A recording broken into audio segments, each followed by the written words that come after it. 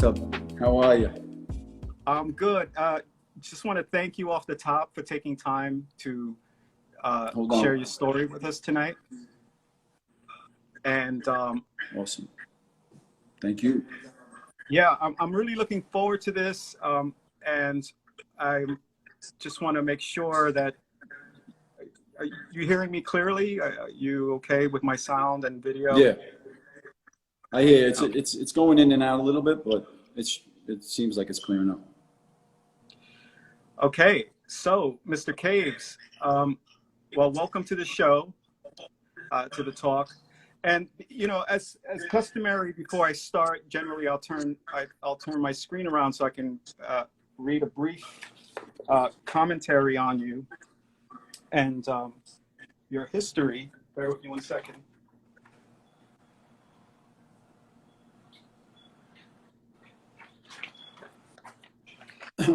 So, Caves came of age in New York City's early 1980s graffiti and hip hop scene.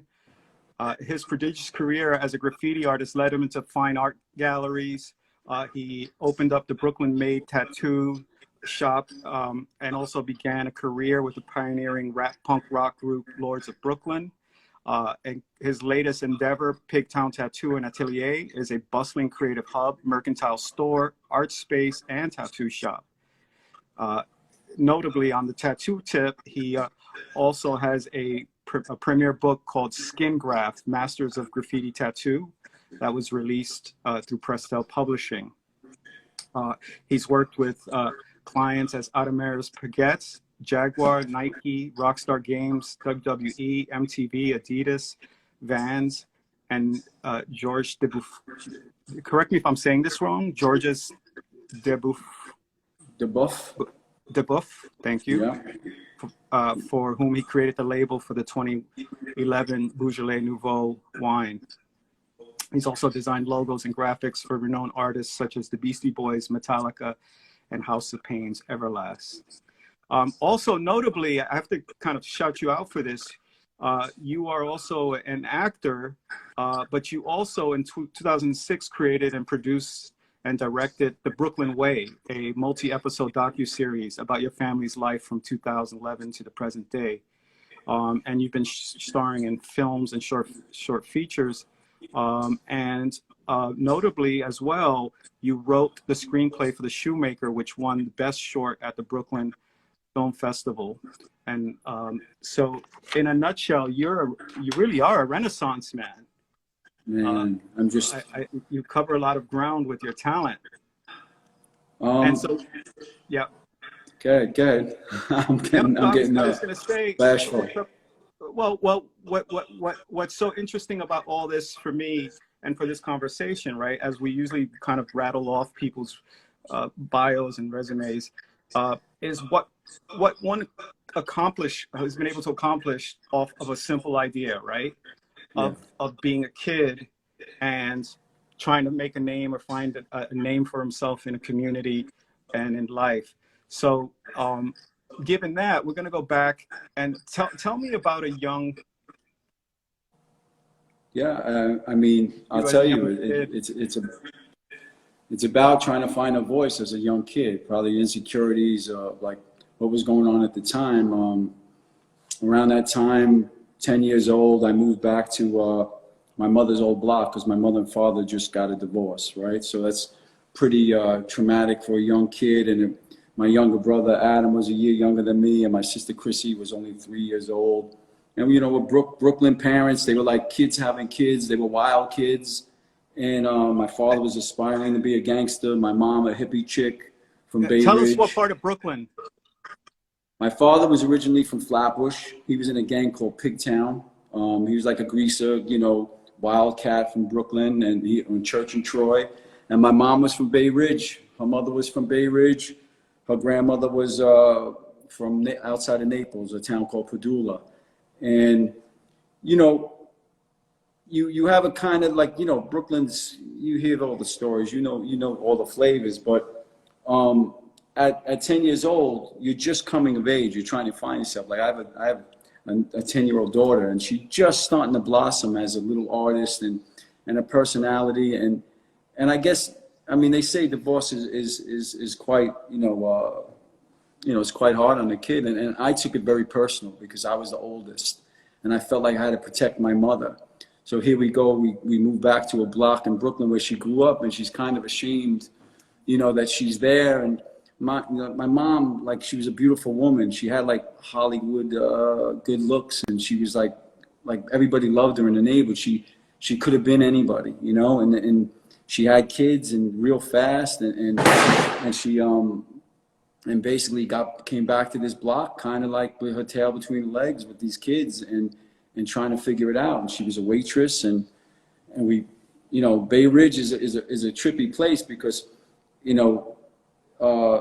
you could be on a block, you could live in these apartment buildings, like welfare apartment buildings, and across the street there's $1 million home, and you're dealing with all of that kind of economics of the haves and have-nots, and so here I am, trying to find myself, find a voice, and I'm an artist as a kid, like my daughter, like I was always drawing, I was always doing something. So graffiti, of course, was on fire, and I think the movies, the Warriors, like, was the first thing that I got hyped on as a kid, and but when we moved to this block in Bay Ridge, fate has it that I was lucky because there was a group of kids on this block that lived on this block, was part of a crew called the Bad Racket.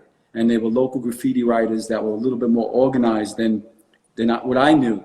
So it was like, okay, here I go. It's like from being like, from robbing 600 markers, El Marcos, and playing around, toying around. I was like, I see you could take this serious. And it really came down to, like, I was playing with other kids in the street, tagging with chalk and practicing with chalk in the street. And everybody was like, you weren't anybody unless you had a pilot in your back pocket. And my mom was a waitress, so she would have to leave us. So we were like latchkey kids, and my sister Chrissy was only 3. So we had she had a pick of a bunch of these young babysitters, these pretty girls from the block. And one of the celebrity neighborhood graffiti writers, he was like the Sylvester Stallone of the neighborhood. His name was R.R. Rodney Reese. He also wrote Sace. And he was like the king of the buses. He was up on every bus. He was up on the double R trains. And RS3 was on that block, and his brother Sir, and a bunch of these writers. And RR was that dude. He was that celebrity. And because Marianne was babysitting my sister, he had a crush on Marianne and wanted to get with her. So he paid a little bit more attention to me and seen that I had some talent. And he told me that, what you write, the old saying, what you write, And I was like, I don't have a name yet. I'm trying to write zip, zap, rap, and, I'm trying to be cool, and I'm trying to, and he said, well, my brother just retired. My brother Frankie, he's 15 years old. He just retired the name KAVES. So it's KAVS. He says, I'm going to give you his name. So I felt like right there I had fucking a rebirth, baptized in the street on 92nd and Galveston Avenue. I was handed the name KAVES. And that summer, man, he took me with him writing because he wanted to get close to the babysitter, Marianne. And he would take me there was on Shore Road in Bay Ridge, there's a place, a bus depot, where the bus drivers used to go smoke a cigarette and take a piss. And he showed me the ins and outs of bombing buses. And TBR crew was ran by a Red Hook guy named BF, Bad Frankie, and RR was the vice president. So he put me down with TBR, and he gave me my first little bubble letters and tag styles, and that was the whole thing. I got mentored by someone who was like, yo, you're gonna learn how to tag, you're gonna learn how to throw up, and then you can go on to piecing, and there's steps to this thing.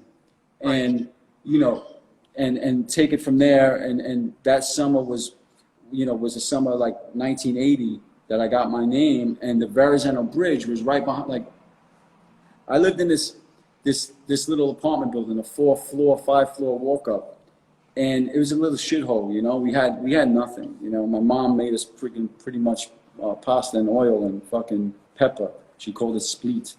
But on the rooftop, you would climb up, and the Verrazano Bridge, you would have $1 million view of the Verrazano Bridge.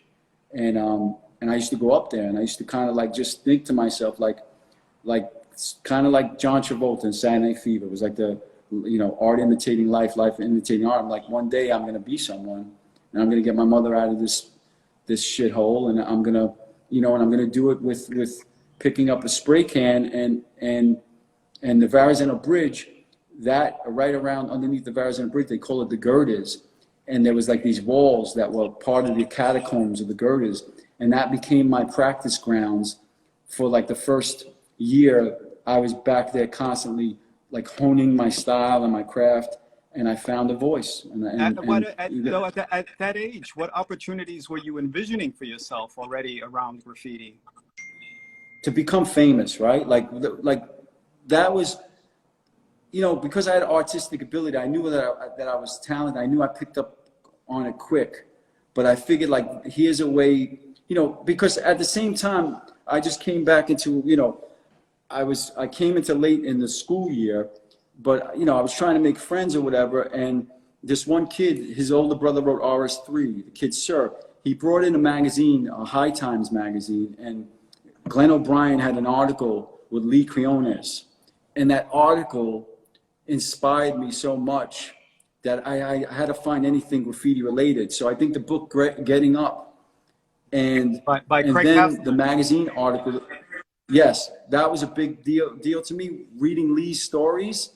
And then the Village Voice article, The Fire Down Below, where I think Hayes, Futura, and all of the whole cars, the Dondi car, the Hand of Doom, the Stop the Bomb, yeah, like that shit sang to me. Like there was no internet, right? So this was like my total inspiration, pinboard. This was it. Like I knew what I wanted to do, and from those stories and Getting Up and reading these articles, I was like, I could do this. I could be, you know, I wanted to become one of the greats as well, right? And but the funny thing, it wasn't just graffiti, because you also got into you know, hip hop was emerging as the cultural force. Well, right? it's hip hop, like it's still like this is still like 1980, right? So like, and like backtrack a little, like one step before that. In the 5th grade, me and my brother had like a dancing routine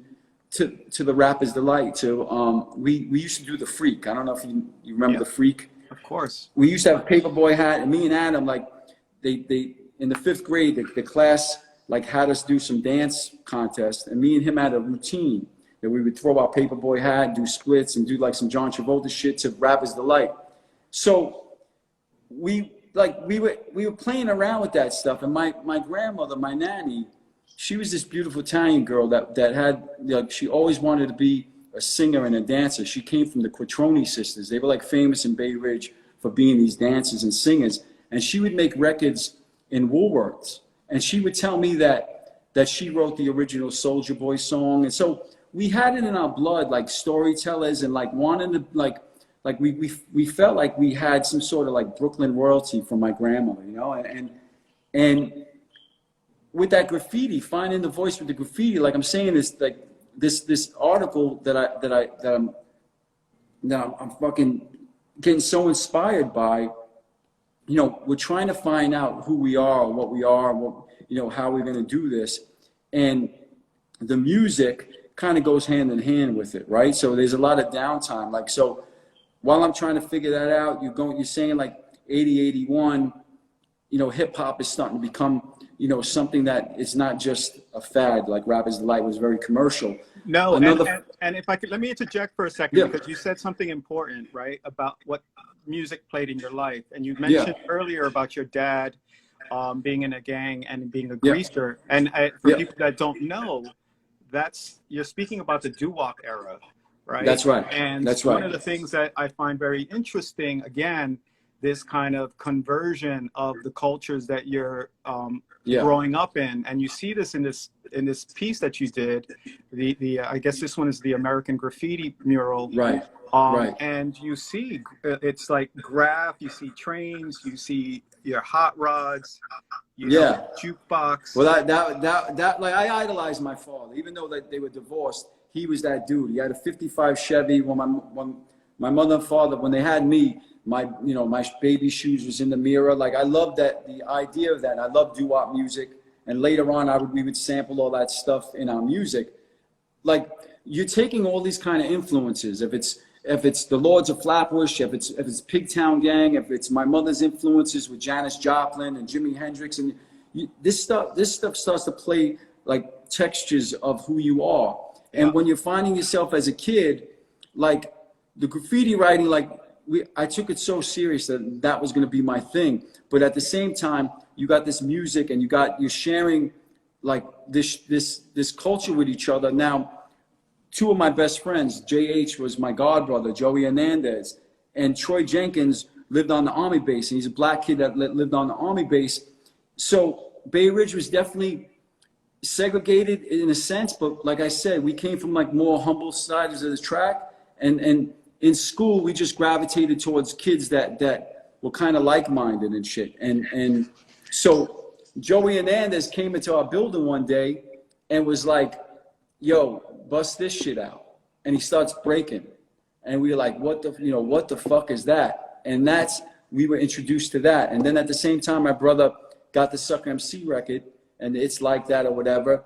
And so this kind of coming of age for us, finding our own rock and roll with hip hop and dancing and graffiti, it kind of just was like all this shit that's going on this summer of these formative years in the early 80s, 81, 82. And I start, now I'm starting to go out there and I'm saying like the Dondi pieces and what I was going to get back to is like in the 6th grade, I got in trouble because I mimicked the Stop the Bomb piece by painting my schoolyard "No Nukes." And I got the neighborhood was crazy because the neighbor's a conservative neighborhood. You could just imagine, right? And here's a kid in the 6th grade doing a "No Nukes" piece. So I was thinking big, and thanks to like Lee, Lee was that inspiration where you could have something to say. Not only, it's not only about yourself, it's also about something that you have to say. So a narrative started to formulate with me, like you could tell stories with this shit. So if I had any fascination about being an actor as a kid or being some sort of child star, like graffiti was my road into some sort of creativity that I could start telling stories. And storytelling, we had talked about this piece that we're looking at, right? About the influence of the show Miami Vice, right? Right. And here again, we talked about this kind of creating this. You haven't even been to Miami yet, right? At this point. No. And so in your head, you're picking up from, the TV show.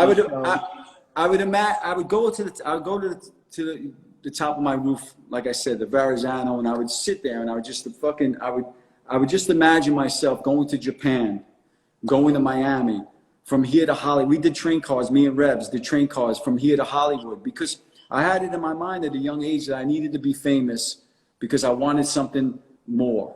Right? But it's an escapism, right? Right. Graph allowed you to escape.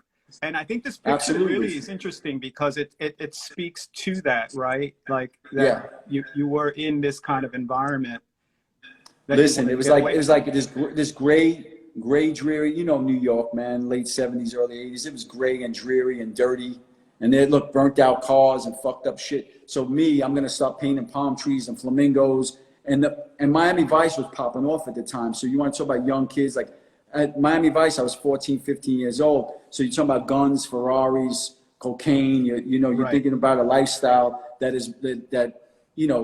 what a poor kid from Brooklyn knows about any of that shit. But you're fantasizing about it. And what I thought aesthetically was, because I was very influenced by new wave crew like Ernie, right? Ernie was a big influence. Right. I started taking Law, right.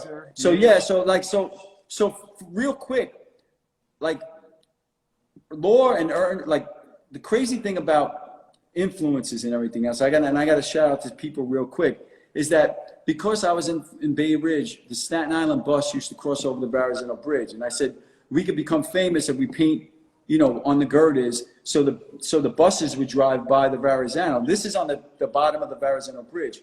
And we painted this piece, and I wish I had all the connecting pieces. There's a Revlon, there's a Cab piece, there's a Reese piece. Reese came and visited us out in Bay Ridge and did a piece with us. And one day, when I do a book, I'll have all the right pictures. But the idea was Staten Island kids would see us, and we would bomb the buses, and we would, so the language going back and forth to Staten Island, tagging up the buses and hitting the bridge, we were influencing Staten Island writers, and Staten Island writers were coming to meet us. And I met a kid named Mars.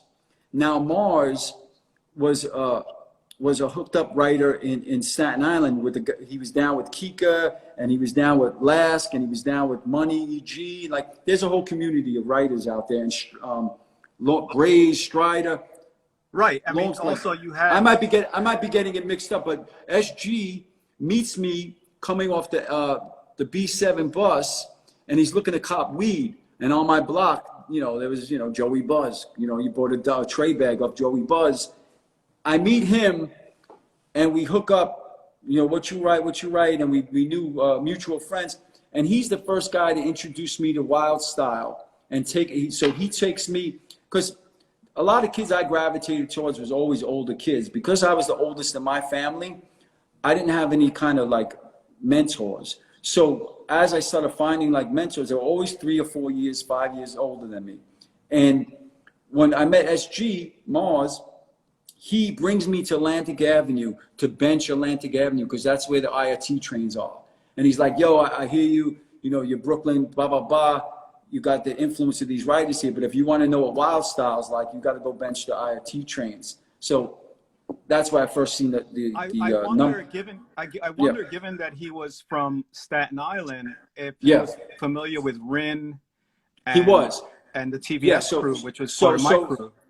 So Rin and TV. So Rin is the big influence out there. So these guys are all getting their influence from Rin, Flex Bino, and Kel spent a lot of time over there. Right, and here's the great, you know, and also reading, you know, the cats from the Fabulous Five were also from Staten Island, right? So Staten Island's always like the forgotten borough, but there's a lot of important key things, and Rin is definitely one of them. Like, Rin is that dude, and later on we'll go into how the Fabulous Five. Yeah, like a lot of Fabulous Five came from Staten Island as well, and you could read it in Getting Up. Well, Lee talks about them, right? I wonder which ones. Doc and Mono and Doc. Yeah.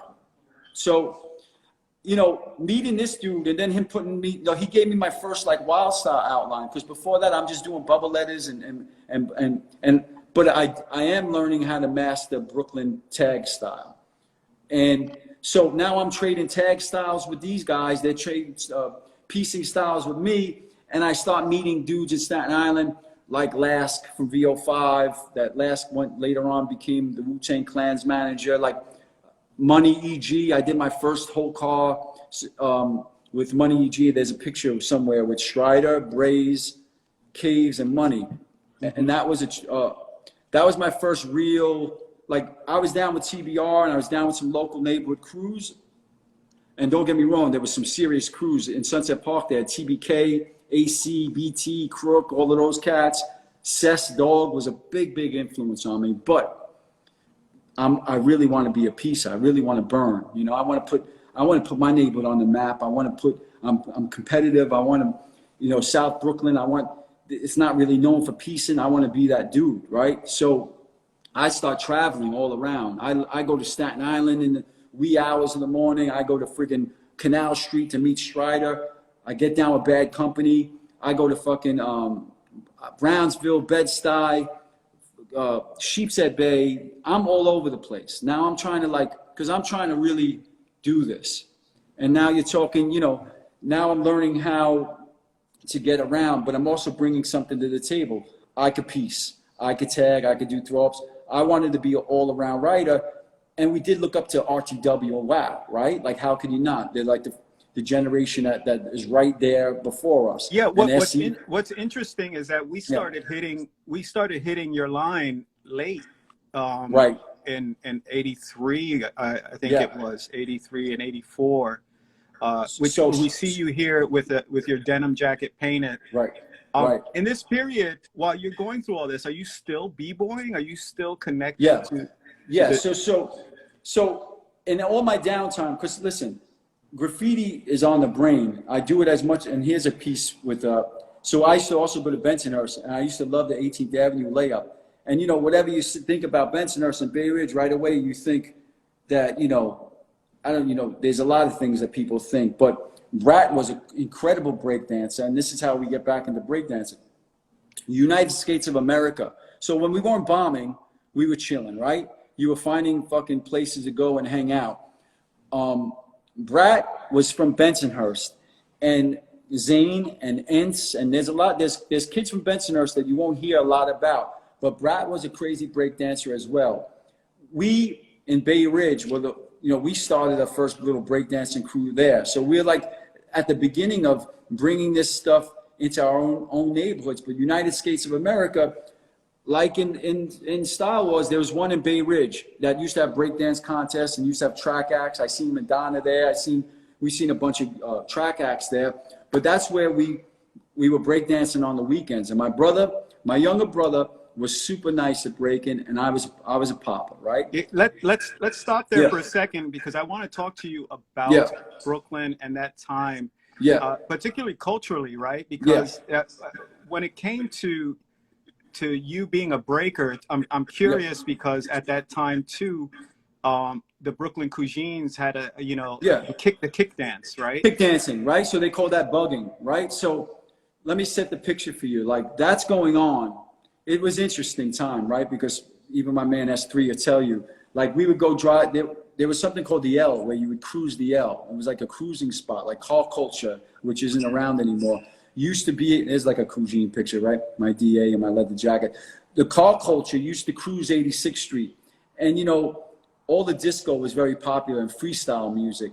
But you know what? There was a lot of cats there that were like, it was segregated. So I didn't, at that time, the music was on, and kids like from the funhouse had something called bugging, but breakdancing, like, it wasn't happening in Bensonhurst as hard as it was in the city, right? But in Bay Ridge and in Bensonhurst, you had pockets of a couple of kids that were getting nice with it. My brother and myself included, and then, like I said, Brat and Zane, and they had a couple of kids, and we had a couple of kids. So we started like formulating these crews. Now, Sunset Park had some ill breakdancing crews too. And Sunset Park was more of a Puerto Rican neighborhood. And we were the first kids to leave Bay Ridge to get down with the crew in Sunset Park called Pop and Spin. And there was also Body Mechanics. And there was a rapper named Freshco that wrote Blaz. Like, through the graffiti connections, we were also hooking up with different kids in different neighborhoods that were also breakdancers, and that was kind of like the network that was going on. So we would meet at United States and do our thing there, and then go bombing and go hit, Fort Hamilton, or go hit 86th Street or 53rd Street. And I mean, I'm blowing past all of this stuff, but I could write a book about it for days. What's interesting to me about all this is that here you are, this Irish Italian kid from a very, Bensonhurst and Bay Ridge.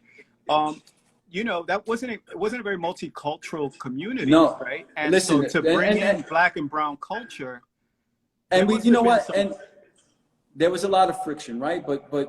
But there was also a lot of like-minded kids that, like, this when you love something and when you're passionate about it, you'll get some bumps and bruises over it. And yes, there was definitely times when that shit went down, but I could see, as the music got more popular, people started changing opinion, and that only happens by venturing out of your fucking neighborhood and finding and making friends with people and sharing in the culture. Like I said, one of my first partners was with Last VO5, and I would go to Staten Island and go to his house, and he would come to my house, and then Troy was on the Army base, and Troy was an MC. That's how I first started MCing. And they would sleep over my house on the weekends, and we would share peace books, and we would be painting, and we would be watching fucking WHT and watching Dreams Don't Die and Style Wars, and that's how, like, that shit starts to happen. People start. So one summer we would drive down the L, and somebody would throw a bottle and say, shut that shit music off, and they would chase you out of the neighborhood. But then the next summer, people were rocking Run DMC. Right, and it was like you could see things were starting to change a bit. You know what I'm saying? But I don't think it really changed until, because it started getting like all of New York was burning up, and it was really getting fucking tense for a while. And then when shit popped off in Howard Beach and a lot of fucked up things happened, you know, that's when people started to get more angry and separate instead of like coming together through. And it was going on. Listen, doo-wop music was making that happen. Hip hop was making that happen. Rock music, blues. But people start like fearing about, you know, I mean, it all comes back down to fear. Old people in the neighborhood don't want to see change, so they're going to kick back. But it all started to change. So talk about graffiti. So this is me and Lask in Cherry Hill doing a silver. We got raided that night, by the way. We got chased by the cops. It was a crazy story on that one. But so tell me about this, like taking the risk, right? As a young kid, I'm always fascinated about the subway graffiti and the risk that's involved. There's a life and death risk. There's the arrest risk, of course. There's preceding all that is the risk of shoplifting your materials, your spray paint and markers. Yeah. And you're a young, small kid going out to paint in this dangerous environment. What are your parents thinking of you? What's your family thinking of you as a young artist? Here's how my mom. Listen, at the time, you know, there's a lot worse shit going on than a bunch of kids writing graffiti. So here's the whole call that was done in City Hall with Strider, Braze, and Money. You know, at the time, let's talk about what's going on in New York, man. Fucking crack epidemic, heroin, that shit's still around. People are robbing cars, people are wilding the fuck out. So for my mother, she was a young woman. She knew that I wasn't really hurting anybody writing my name on the train, right? But she knew that there was a risk involved. And my father was a little bit disconnected at the time because he's up in Queens with the gangsters, and he doesn't want, you know, in 1 minute he thinks it's cool that I'm, you know, being a little outlaw, but at the same time, he's like, I'll break your legs if you get caught. That type of attitude. So being a latchkey kid kind of thing, we kind of moved around. We were able to bullshit. Like, for instance, the night when we did the City Hall call, it was New Year's Eve of '83. And my mother's like, as long as you call me and I know where you are, you know, 12 o'clock, you know, when the ball rings, I need a phone call from you. So you imagine when 12 o'clock came, I'm painting a train in City Hall. I had to leave at 11:58 and go up to the station. There used to be a hole in the end of City Hall. Yeah, I know. How old were you? I was 13 years old. Oh my goodness, yeah. Right? Imagine my kid 13. As a parent, you're like, our age, when we reflect back on this, right? There's something it's so magnificent and, you know, romantic about it. But if you were to, you know, flip it, and we're having this conversation about our 13-year-old kid. Yeah, no, I mean, it's different, right? I guess this information also paralyzes you because you know what really is out there. We were maybe naive and we were a little bit old. Like 13, you're already an old man, like in our time, right? So when I went up on the station, she's like, where are you? I'm like, I'm at Rob Denolfo's house. You know, she's like, all right, I love you. I love you too. I hang up the phone. I'm saying, all right, I got to go downstairs and go finish this whole car. So basically I went downstairs and I still told the cats that I only got an hour or two left. I got to get the fuck out of here. And E.G. Money finished up the car but I got down with bad company. But did you have, knowing this, I mean, it's not like your parents greenlit you, but did you have the kind of get out of jail free card? So if you got busted, you knew for sure that your parents were not going to leave you in jail. Nah, you know, I wasn't sure. Listen, as much as I could sit here now and be like, yeah, I knew that I was pressing my luck because I didn't know how, like, my father would take it. So eventually, I was like, high school, I basically was just bombing, right? I spent time outside pitching quarters, showing up to high school with a You mentioned you went to art and design for a short period. So here, in grammar school, like our grammar school went up to the 8th grade. I was the artist in the school, right? I was winning awards in school. And like when a friend of mine went to art and design, he came back and told me, if you want to be a real graffiti writer and you want to be all what you can be, you have to go to art and design because that's where all the graffiti writers are. So I applied for art and design. So imagine being, you know, whatever age you are when you go to high school, 13 years old. I was taking that ride all the way from, so I got into art and design, and I was taking that ride from Bay Ridge to, you know, Lexington and whatever street that was. It was such a, yeah, it was such a long fucking trip for me. And believe it or not, the first day I stepped into art and design, after school, I went downstairs and I got stuck up by gunpoint for fucking $1.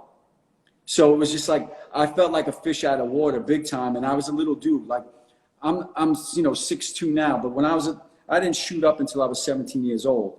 So I was a little 5'4", soaking wet, you know, 90-pound kid. But when I did show up at Art and Design, I did meet those writers that I needed to meet. I met Weber. I showed up on Facebook, and, you know, people were impressed. And once I, you know, a couple of months into it, I was just like, okay, I met the writers I need to meet here. Why the fuck am I coming all the way up here when all my people and all my friends are in Fort Hamilton High School? Right. So at that point, I just said, you know what? I'm going to go back to Fort Hamilton. And if I didn't go back to Fort Hamilton, you know, who knows? You know what I mean? Well, again, when you talk about writers, you know, yeah. you know, one of your partners, I mean, of course, Lask was one of the early partners, but Revlon, right, who you've pieced with for quite some time. Those who don't know Revlon, he also writes Revs. He was infamous for doing a lot of street activity as well. We'll talk about his graffiti, but he was charting. Well, here's what it is. So going to Fort Hamilton High School, like I was friends with, like I had my own crew of writers in the neighborhood, NC, High Five, all these inside guys that were and my younger brother was with, like Fort Hamilton High School. Revs went to Fort Hamilton High School, and that year before school happened, I met Revs, and Revs was the only punk rock kid in the neighborhood. So you imagine you got the hip hop kids in the neighborhood, and you got the punk rock kids. We're like the black sheep of the neighborhood because my neighborhood was mostly rock kids, or there was two things in my neighborhood: either going to grow up to be a cop or you're going to grow up to be a gangster. There was no there was not such things as hip hop cats in our neighborhood or punk rock dudes, but Revs was the punk rock dude.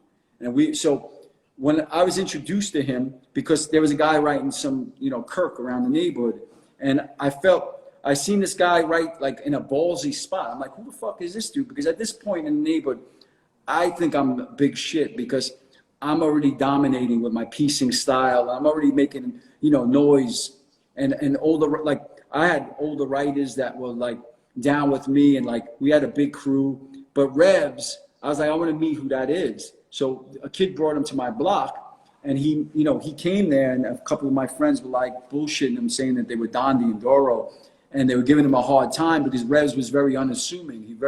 He looked like a clean-cut cat, but he was super humble, but had an edge to him, and it was this punk rock attitude that I was just like inside saying to myself, I like him for that, because I felt like I had that with what we were doing with the hip hop. And we became pretty quick friends, but I was very egotistical at that time because someone taught me when I was younger, because I was so small, is to write big, piece big, and talk big, and you'll survive. Because there was a lot of Let me interject for a second, because speaking of Revs, I mean, he writes inside a train tunnel in long form about meeting you. This I've never seen this, which I find really interesting in the kind of conversation about graffiti in terms of messaging, right?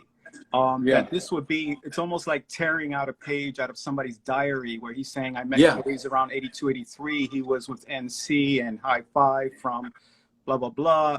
He brought me over there. Did I mention something about Dondi? I'm stupid, but not that stupid. And even mentioning your weight. And I find this really fascinating that he would take this approach to writing graffiti specifically about you. Yeah, well, listen, like that was his journal, and he went on later on to tell his story in the tunnels, right? And I've always had like a very competitive thing with him, and we've been friends for over 35 years, and he's always got, he's always on guard a little bit, And when he first met us, like he recounted this stuff. And then later on, he goes and tells another story about our competitiveness and about piecing and the influences and like it or not, like some things he says about me that is endearing, and some of it is like, you could take it as an insult, but it's his truth, you know.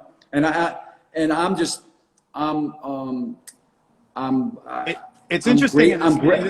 Great. In this diary entry, it's interesting because I was with Ernie earlier, but in this diary entry, he mentions that around 83, 84, New Wave came in and from Ernie, Law, and Arrows, and they were doing it, and that you got down with them and the IRTs. Yeah. But what I like about this in terms of what he's defining here, and when he says with the IRTs getting tighter and slicker with FBA. Yeah. So his writing has a lot of information about that period. And we were going to Henry's. Like I went to opening a Style Wars with SS, another person I wrote with that was an incredible human being. SS was a female writer that doesn't get enough credit. She was up like nobody's business. I went to the opening of Style Wars with NC and High Five, and we were hanging out with SS. And I got to tell you about another person that was big in my life, was the writer Ant, A-N-T, was an inside murderer. He was a king of the insides. So I'll tell you about Ant and my relationship with Ant. But when we went to Style Wars, I got to meet Henry.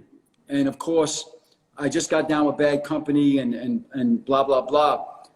But Strider fought, I believe it was Crane that night. And I got to see Min and RTW and WOW like running the show. You know what I mean? How intimidating those dudes were. And the idea was these influences, like after Subway Art, everybody was talking about FBA and everybody was talking about these writers, right? But on the BMTs, we had Rolling Thunder writers. We had men doing top to bottoms. So in that movie, you also, let me interject, because you also had from Dewey Yard up all the way up in Coney Island, you had the Fresh Kids, Wow Crew. Well, listen. So when Wow Crew came together with RTW, it was like history, graffiti history. You had dudes like Revolt and Hayes, and then you had Min, and then you had like Doug's like graffiti, cats that you didn't want to meet in the layup alone. You had July, Bo, Rich and Sago, and that's who we really inspired to be. Like we looked at them as the blueprint of like, if you're gonna bomb, you gotta bomb like them. Like when Min said you have to be an all-out writer, you got to do insides, you got to do throw-ups, you got to do pieces. That's what we did. I mean, I might have spent too much time doing insides and doing throw-ups and not enough pieces because I felt like I had to do it all. And the amount of train cars I did, I hope they influenced people, but at the same time, putting in all that work and not only doing trains, we were doing handball courts, we were doing buses, we were doing parking lots in the city. We were trying to keep up with them and Revs, me and Revs would take off and try to push the limits of anybody in from around our parts. Right. But again, pushing those limits, again, we talk about risk and reward, right? You push those limits, and you mentioned about making the press because you got caught. Yeah. So in this period of graffiti, like let's just say from 82 to 85 was the years that I was doing my thing. Towards it, and when Henry came out with Subway with spray can art, when I did the handball courts and spray can art with Rebs, we were also doing train cars. And because my friend Coast, he passed away, R.I.P. Coast. He had a car. His mom bought him a Buick Regal. He had the ultimate Cougine cruising. We would go under the L. We would go to Coney Island Yard, but we were able to go to other yards in the city that we weren't able to touch. So the M Yard, Fresh Pond, we were going there for a bunch of weekends doing end-to-end cars. So this time, I came up with the idea to do a Miami Vice car. And like, it's funny how corny it sounds now, but Miami Vice was cutting edge at the time. And I was going to do Don Johnson, Crockett, with his pistol, sitting on his Ferrari, and a Caves piece and a Revs piece. And Revs had like a Marvin character screaming at the world. And we show up there, and we bump into it. We go there with Coase and Will and Revs and myself, 50 cans, bolt cutters. We were going to, you know, we definitely meant business. And we bumped into a writer there, DG. He also passed away. Rest in peace to DG. He was only 13 years old at the time. So now I'm 15, and I still haven't shot up. I'm still the same size, but I'm 15. But me and Revs are coming to this yard, and we're blazing it up. And shout out to Vic Crew, Peak, and PG, and all the writers that influenced this from the M's. You know, a lot of dope writers came from the M's. Baby, Crime. So we're doing this Miami Vice car. We're almost finished with the car. I got Don Johnson on there. I'm ready to crack the last outline. My other boys are doing insides. The next thing you know, DG fucking says run. We got raided hard by the Vandal Squad, and they came out guns blazing. They came out like fucking like they were coming in hard. They were chasing us under the sets of the trains. We were going under the sets, Will One is a track star. The cat took off, he was gone. We cut a hole in the fence about 50 feet away. Revs was in front of me, and I'm running going, holy shit, now you got this cop behind me going, I'm gonna fucking kill you. I'm gonna fucking kill you. You keep running, I'm gonna shoot you, right? I'm fucking, I'm running like crazy. I fall a couple of times and I bang up my knees, and Revs is like, come on, you know? And I was shitting a pill, you know? I was basically fucking, I was running out of steam, and this cop was a young cop. He was on my ass. And Revs got to the hole. Will got through the hole. Revs was getting through the hole, and the cop got me at the hole of the fence and gave me a nice little beating. You know, he smacked the shit out of me, gave me a few punches, and then handcuffed me to a fucking light on the side of the fence. And then after that, they caught Coase, they caught DG, and they lined us up. They took pictures of us. They took pictures of the train car. They got us to the precinct, and now Coase was of age, so his name is actually in the paper. But so me is and that DG why are it made the underage. paper, because he was of age? Well, it made the paper because what we were painting.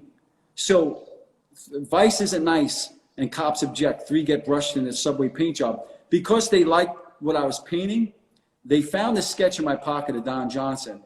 They liked what I was painting, so they made the news because it was a Miami Vice piece. And so they had us fucking handcuffed, and Coase is of age. They have us in the precinct, and that's when my mother must have called my father. But my father came in there, and my father wasn't fucking happy. And I said, oh shit, this is it. This is what I've been waiting for. I thought he was going to kick my ass. But the first thing he said was, to the cops, was get the fucking handcuffs off the kids. What the fuck is this? Because they had us in a room, and they were doing the cop thing. They were trying to fucking to intimidate us. And my father came in there and pretty much pulled me out of that precinct and gave me the fucking Goodfellas speech, and it was straight out the movies. Oh, He was so like you walking didn't down the catch a stairs. bad decision from him? No, he was basically like, yo, he gave me the Goodfellas thing. Don't never tell on your friends, and he gave me that whole shit, and Revs never got picked up. You know what I mean? So it turned out where my father traded some stories with me about growing up in Pigtown and some of the shit that he was involved with, and kind of dysfunctional. When I do that with my son right now, different parenting in 2020. No, understood. I love it. So folks, yeah, we're going to take a pause so I can save the video. We're going to come back with some more with Caves. And, I got to give it to you, man.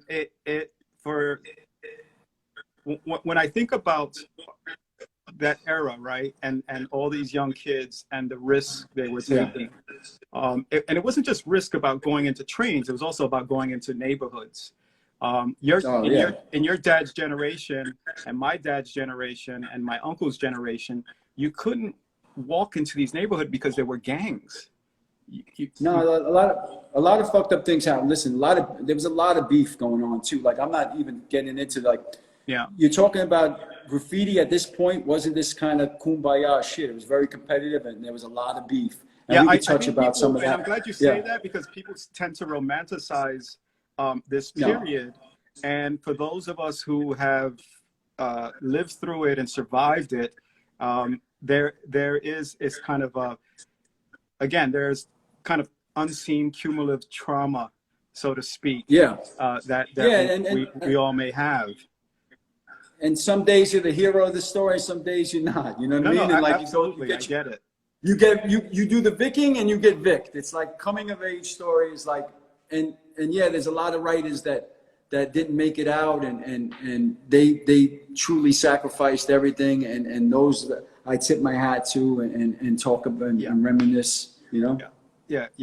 And you were very tenacious. So I'm going to take a pause for the cause. Yeah. Stay put, folks. I'll be right back. I just want to save the video.